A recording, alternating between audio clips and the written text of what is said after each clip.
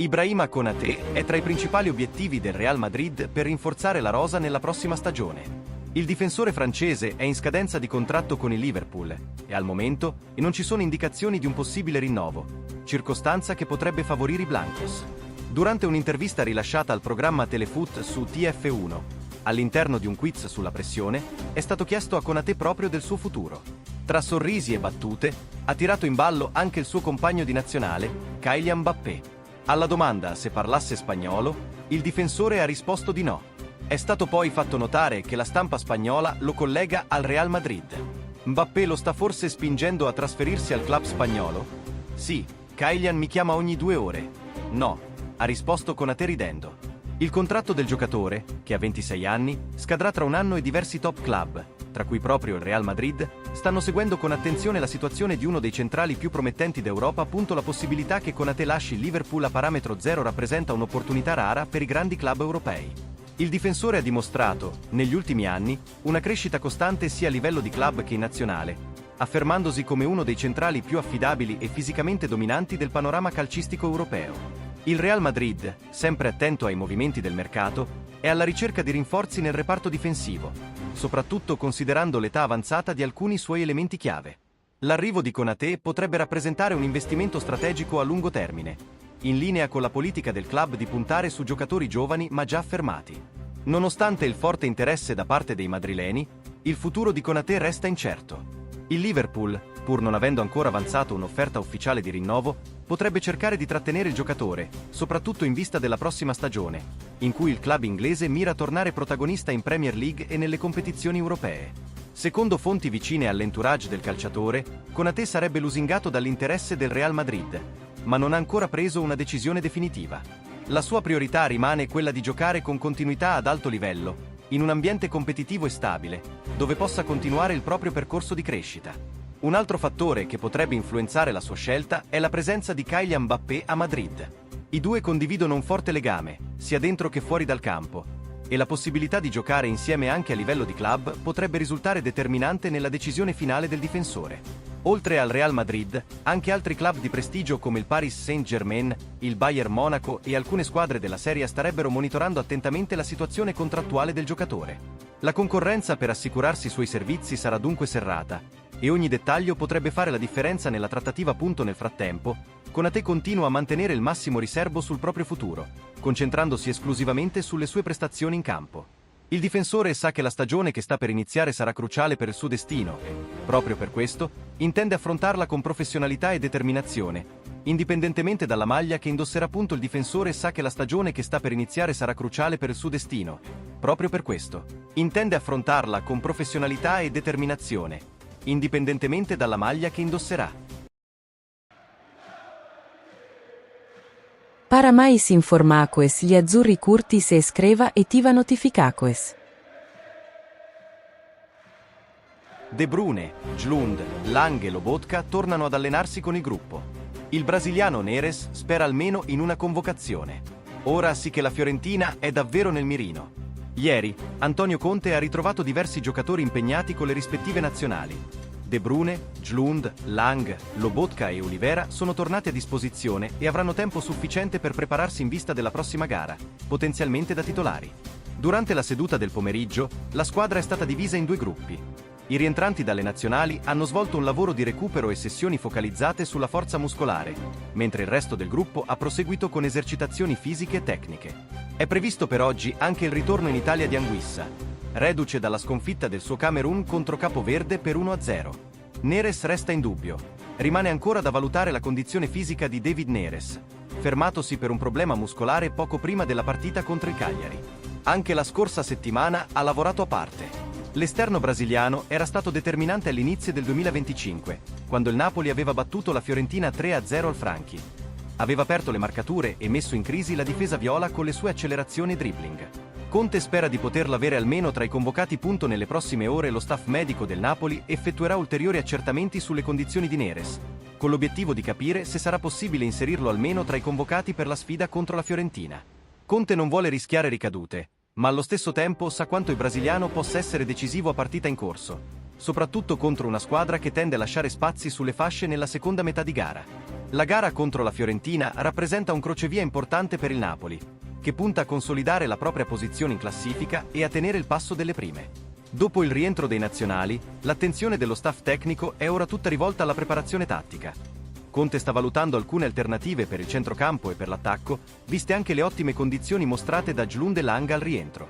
Lobotka sembra destinato a riprendersi una maglia da titolare in mezzo al campo, con De Bruyne pronto a dirigere il gioco offensivo. La presenza del belga, reduce da ottime prestazioni in nazionale, garantisce qualità e visione di gioco, elementi fondamentali per scardinare una difesa compatta come quella della Fiorentina.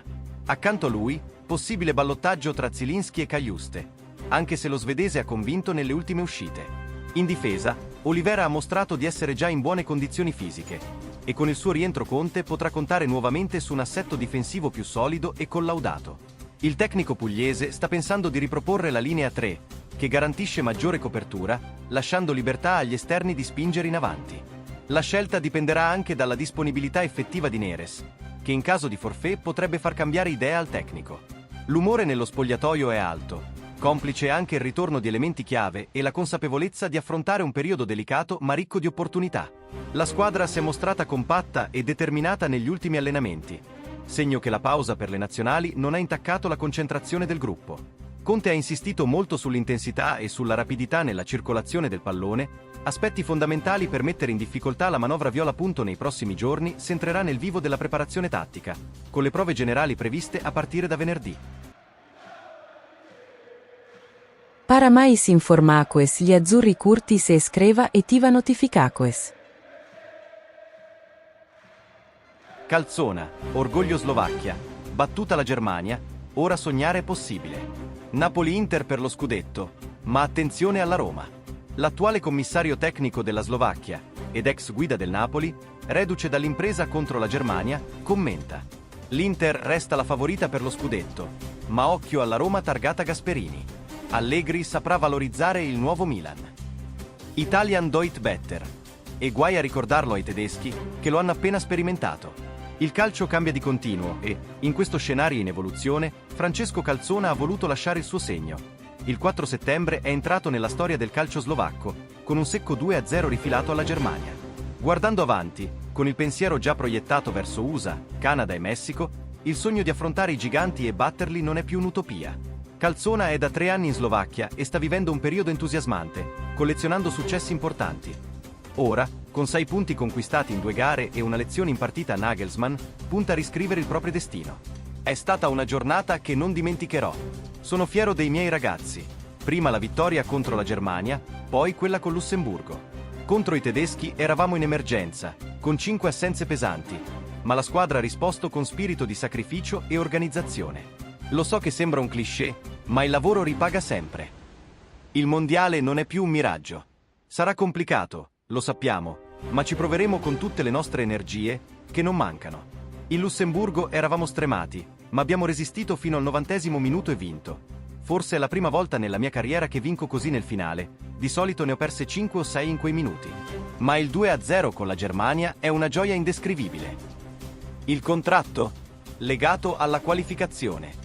Scade a dicembre, ma si rinnoverà automaticamente se ci qualifichiamo al mondiale. Non voglio fare previsioni. La federazione mi ha già proposto il rinnovo, ma ho preferito rimandare la decisione. La Slovacchia mi ha dato una nuova prospettiva e vogliamo continuare a meritarcela. Le difficoltà non mancano, ma abbiamo passione e mi lasci dire, anche buone idee. Il gol costruito con 9 passaggi? Un capolavoro. Un video ha fatto il giro del web. Un'azione da manuale, dal portiere all'attaccante con 9 passaggi perfetti, poi la verticalizzazione vincente. Ho fatto i complimenti ai ragazzi. Tutto studiato, tutto eseguito alla perfezione. Hamšík neo allenatore. Per me è speciale. Da ieri c'è un altro nome in orbita panchina. Marek Hamšík, che ha ottenuto il patentino UEFA Pro. Sono felicissimo per lui. Ha un posto speciale nel mio cuore. Sull'Italia. Seguo tutto, sarà una stagione spettacolare. Appena posso, vado a vedere partite dal vivo. Per ora mi aggiorno tramite TV e il mio staff. Ma sarà una seria combattuta. Napoli e Inter restano davanti a tutti. Un CT può avere una squadra del cuore? Direi di sì, ride. Non ho mai nascosto che il Napoli mi emoziona, ma quando analizzo, lo faccio sempre con onestà. Conte è in vantaggio su Chivu, per tanti motivi.